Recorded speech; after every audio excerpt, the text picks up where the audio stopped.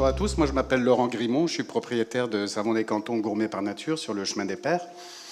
J'ai rien à présenter parce que moi, je vais vous parler de management intuitif. Management intuitif, je ne sais pas s'il y en a qui savent ce que c'est. Ça veut dire utiliser un processus décisionnel avec son intuition, à partir de son intuition. Nous, on est leader sur notre marché en matière de vente de savon de Marseille à Magog, mais on est leader au Québec. On est la plus belle, la plus grosse savonnerie. On vend en ligne à travers toute l'Amérique du Nord. Et ça, c'est extrêmement dangereux. C'est extrêmement dangereux, pourquoi? Parce qu'avec la vitesse maintenant des médias, la vitesse d'observation de la concurrence, tout va très vite. Ce qui fait que si je ne suis pas foncièrement à l'affût de toute opportunité qui pourrait se passer devant moi, si je ne la saisis pas rapidement, je vais la perdre. Et les autres, par exemple, eux, ils vont peut-être la saisir avant moi, et ça, c'est difficile à gérer.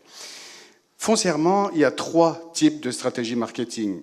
Leader, challenger et outsider. Là, il y en a 2 qui sont confortables, c'est-à-dire on regarde le leader, on l'imite. C'est ce qu'on fait. Nous, on est leader, on est très imité.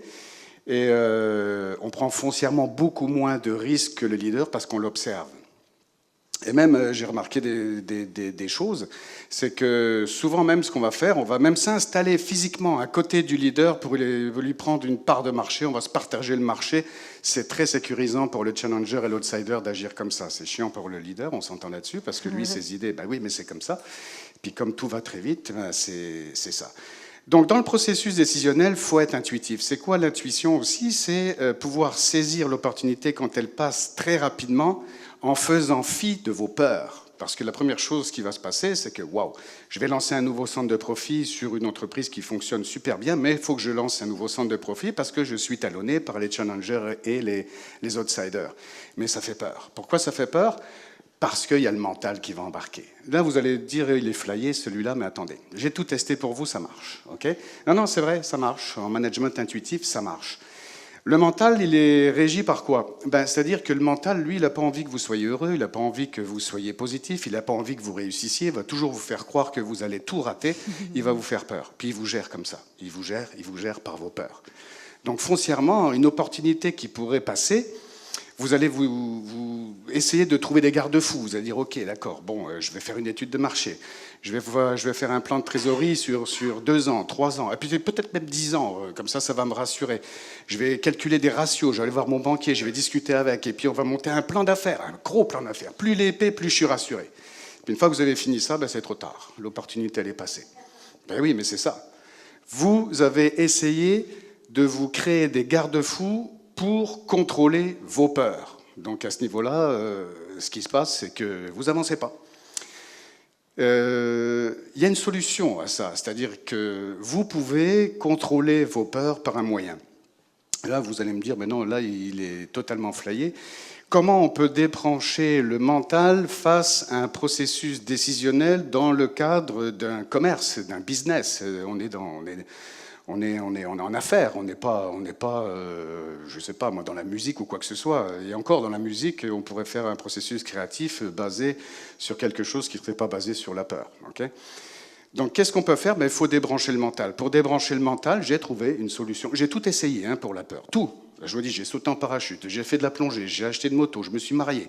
Je veux dire, non, mais c'est vrai, j'ai tout fait, tout essayé, mais il n'y a rien qui physiquement arrivait à contrôler ma peur. Plus je me faisais peur, plus j'avais peur de rater, plus je me dis, alors qu'est-ce que je vais faire? Puis un jour, je rencontre, alors j'ai vu des coachs, plein de coachs, tous les coachs possibles, de tous les styles, je les ai rencontrés. Puis à un moment, il y en a un qui me dit, mais waouh, si tu veux prendre une décision éclairée, il faut que tu débranches ton mental, il faut que tu médites. Je dis quoi? Je médite sur quoi? Il faut que tu médites. Mais sur quoi? Il faut que tu médites. Il faut que tu apprennes à méditer. Méditer, c'est quoi cette affaire? C'est quoi? Je vais méditer pour prendre une décision d'affaires. Ben oui, tu vas méditer. Ça veut dire quoi? C'est quoi la méditation? Je ne savais pas, moi, je découvrais.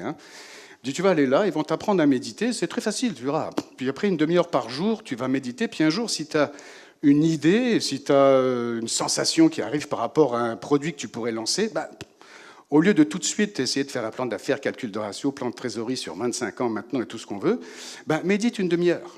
Médite une demi-heure, c'est quoi la méditation? C'est simplement le contrôle de votre mental. Et si vous contrôlez 4 minutes, Ça me fait même pas peur. Je sais. Ah ouais. Je vais y arriver. Je le sais que je vais y arriver. Ouais, ok. Non, mais c'est vrai. Donc, c'est simplement le moyen extrêmement simple. Ça coûte rien, la méditation. Là, même, vous pouvez le faire au bureau, vous pouvez le faire partout, finalement. C'est le moyen de débrancher votre mental, donc de débrancher le système de peur qui est lié au mental pour prendre une décision éclairée face à une opportunité qui pourrait passer devant vous. Est-ce que c'est clair ou... Oui. Donc, combien 2 3, ok. Donc, c'est ce que j'ai fait. Je suis allé dans un centre, j'ai appris à méditer. C'est pas évident, foncièrement, ça fait mal aux genoux à un moment donné. Mais après, vous pouvez le faire chez vous, je pouvais le faire en entreprise, puis je me suis aperçu que oui, le processus décisionnel était beaucoup plus clair. Puis en tant que leader, je suis obligé de donner le ton aux autres.